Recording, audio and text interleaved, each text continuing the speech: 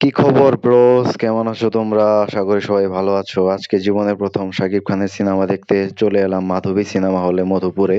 এই সিনেমা হলে সর্বশেষ 2 বছর আগে কি যেন একটা সিনেমা দেখছিলাম, ভুলে গেছি। আজকে আবার আসলাম।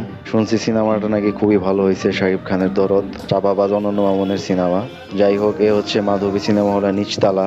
খুবই সুন্দর ডেকোরেশন করছে মাধবী সিনেমা হলটা। আমি নিয়েছিলাম উপরের টিকিট, দিছি টিকিট 200 টাকা দিয়ে। সিনেমা হলের স্ক্রিনটাও অনেক সুন্দর, সাউন্ডও সুন্দর, বেশ ভালো লাগলো। সিনেমা শুরুর আগে একটু শাকিব খানের সাথে ছবি টবি তুলে নেই। সিনেমার শেষে আবার ওনাকে পাওয়া যাবে না, ওনার সাথে ছবি টবি তোলার সুযোগ হয়তো পাবো না। যাই হোক, তুলে নিলাম সুন্দর করে। এবার চলুন সিনেমা দেখা যাক।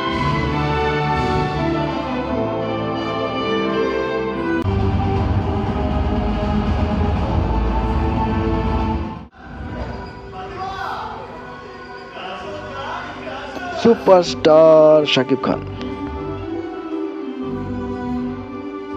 তাই না? টাকাটা তো আপনার যাচ্ছে নাকি? আপনি কিছু বলতে পারছেন না? আরে আমি চুপ করে আছি বলে তো শুরুটা চলছে।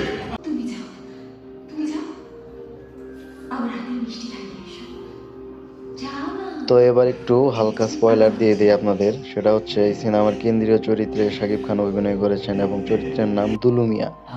দুলু মিয়া সবাইকে মিষ্টি খাইয়ে বেড়ায়, মিষ্টি নিয়েই তার কাজ। তার বউ মিষ্টি খুব পছন্দ করে, দুলু মিয়া মিষ্টি খুব পছন্দ করে, সবাই মিষ্টি খুব পছন্দ করে। এবং এই মিষ্টি খাওয়া, খাইয়ে দেয়া এবং খাইয়ে দেওয়ার পর কি হয়, এইসব নিয়েই সিনেমার গল্প এগোতে থাকে। এবং মিষ্টি খাওয়ার মাঝখানে চলে আসে আমাদের প্রিয় অভিনেত্রী পায়েল। পার্সোনালি আমার খুব ফেভারিট। পায়েল আসে এই মিষ্টি কেন খাওয়ায়, কে খাওয়ায়, মিষ্টি খাওয়ানোর পর কি হয়, এইসব ইনভেস্টিগেট করতে। তো মিষ্টির গল্প দেখতে দেখতে আমরা একটু বাদাম নিয়ে নিলাম সিনেমা হলে। বাদাম খেতে খেতে আমরা মিষ্টির গল্প দেখবো। এইদিকে ভাইজান, হচ্ছে না। হচ্ছে না? না। আরে দেখো না, সারফরাজ খান যখন আসে, দুনিয়া পুরো হেরে যায়। হেরে যায়? হ্যাঁ।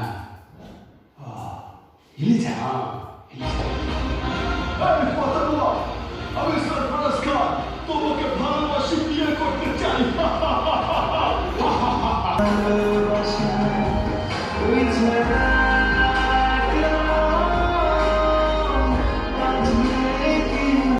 হ্যাঁ, আমাদের শাকিব খান, সুপারস্টার মেগাস্টার শাকিব খান আবার মিষ্টি নিয়ে হাজির। আমার সত্যি কিন্তু খুব সোনাল ভালো চৌহান লাগছে। মিষ্টি খাবে না, মানে তার বউ মিষ্টি খাবে না। কিন্তু শাকিব খান তো মিষ্টি না খাইয়ে ছাড়বে না। শাকিব খান মিষ্টি খাওয়াবেই, জোর করে হলেও খাইতে হবে। শাকিব খানও মিষ্টি ভালোবাসে, আমিও মিষ্টি ভালোবাসি। মিষ্টি খাও, খাও বাবু খাও, একটু খাও। না, এবার ডাক্তার বাবুর মিষ্টি খাওয়ার পালা। ডাক্তার বাবুকে শাকিব খান মিষ্টি খাইয়ে দিবে। আপনার ডাক্তারবাবুকে খাওয়ার মিষ্টিটা গরম করে ঝাড়ি দিয়ে ওনার মেজাজটাই গরম করে দিয়েছি। অবশ্যই খাবেন। খুব ফাইন রসগোল্লা। এদিকে শাকিব খান খুবই স্বাস্থ্য সচেতন, পকেটে সবসময় হ্যান্ড স্যানিটাইজার নিয়ে ঘুরে। মিষ্টি খাওয়ানোর আগে সে হ্যান্ড স্যানিটাইজার হাতে মাখায়া মিষ্টি খাওয়ায় দেয়, যাতে কোনো রোগ জীবাণু পেটের ভিতরে, মুখের ভিতরে না ঢুকে। অনেক ভাইরাল দেখছি। স্যালেন্ডারে যখন করবো তখন ভিলেন ছেড়ে যাবে। হিরো সেটাই করবো। জোস জোস! এই যে অ্যাকশন সিকোয়েন্স, পুরাই মাথা নষ্ট action. Megastar Shakib Khan, wow, what a scene, what a action! আমার ফাতেমা রক্ত একদম পছন্দ করে না। খুঁড়ে খুঁড়ে একদম দেখতে পারে না। ইয়া ডিসুমাই!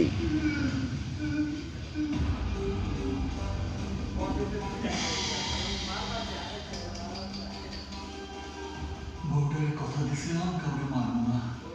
এখন আপনারাই আমায় মারতে বাধ্য করতেছেন। ইয়া ডিসুমাই!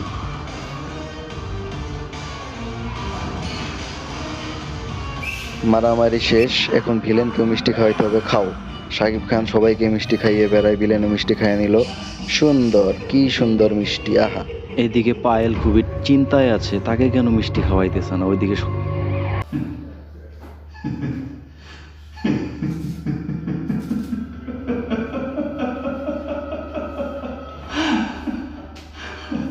শুভ সমাপ্তি, সিনেমা শেষ হয়ে গেছে। যাই হোক, সিনেমাটা খুবই সুন্দর ছিল, ভালো ছিল। গল্পটাও খুব ঠিকঠাক ছিল, তুফানের মতো কপি পেস্ট না, মৌলিক গল্পই বলা যায়। শাকিব খানের অভিনয় ভালো ছিল, পায়েলের অভিনয় ভালো ছিল, কিন্তু ব্যাকগ্রাউন্ড আর্টিস্টরা ভাই, কি ওভার অ্যাক্টিং রে ভাই ব্যাকগ্রাউন্ড আর্টিস্টদের। যাই হোক, ওভারঅল সিনেমাটা ভালো ছিল।